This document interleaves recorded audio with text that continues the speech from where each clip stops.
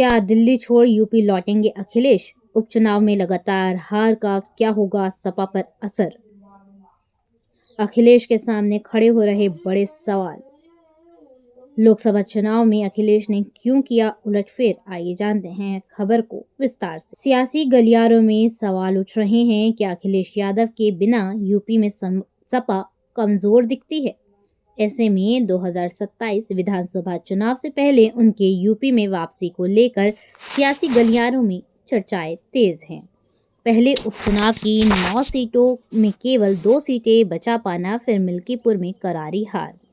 लोकसभा चुनाव में अखिलेश यादव की अगुवाई में समाजवादी पार्टी की साइकिल जिस तेज रफ्तार से दौड़ी, उसकी स्पीड पर उपचुनाव आते आते ब्रेक लग गया।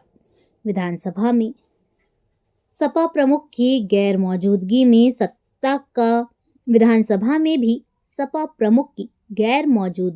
सपा का सत्ता पक्ष को घेरने की कोशिशों के तीखे तेवर देखने को नहीं मिले। ऐसे में सियासी गलियारों में सवाल उठ रहे हैं, क्या अखिलेश यादव के बिना यूपी में सपा कमजोर दिखती है? अखिलेश यादव की अगुवाई में सड़क से लेकर विधानसभा तक सपा जोर शोर से सत्ता पक्ष पर सियासी हमला बोलती थी। सत्र के दौरान होने वाली बहस में योगी बनाम अखिलेश के भाषणों की भी खूब चर्चा होती, लेकिन सपा प्रमुख के सांसद बनने के बाद समाजवादी पार्टी नेताओं का अखिलेश जैसा आक्रामक रुख सदन में अब तक नहीं दिखा है।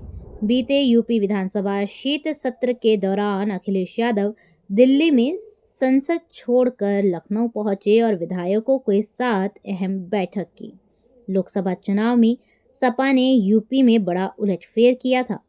पिछड़ा, दलित और अल्पसंख्यक पीडीए का दांव खूब चला। सपा और कांग्रेस के गठबंधन में यूपी ने 43 सीटें जीतकर बीजेपी को केंद्र में बहुमत के आंकड़े से काफी पीछे धकेल दिया।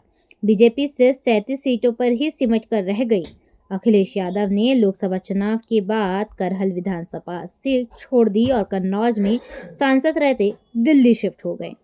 समाजवादी पार्टी के देश की तीसरी सबसे बड़ी पार्टी बनने के बाद अखिलेश यादव ने केंद्रीय राजनीति में सक्रियता का संकेत दिया। बीजेपी के पूर्ण बहुमत में न होने और नीतीश कुमार और चंद्रबाबू नायडू पर निर्भरता से इंडिया गठबंधन सत्ता में आने की संभावनाएं तलाश रहा था। अखिलेश यादव की नजरें भी केंद्र में मुलायम की तरह बड़ी भूमिका निभाने पर थी, लेकिन यूपी उपचुनाव के आए हालिया नतीजों से अखिलेश के सामने यूपी बनाम केंद्र की राजनीति में विकल्प चुनने को लेकर फिर से सवाल खड़े किए हैं।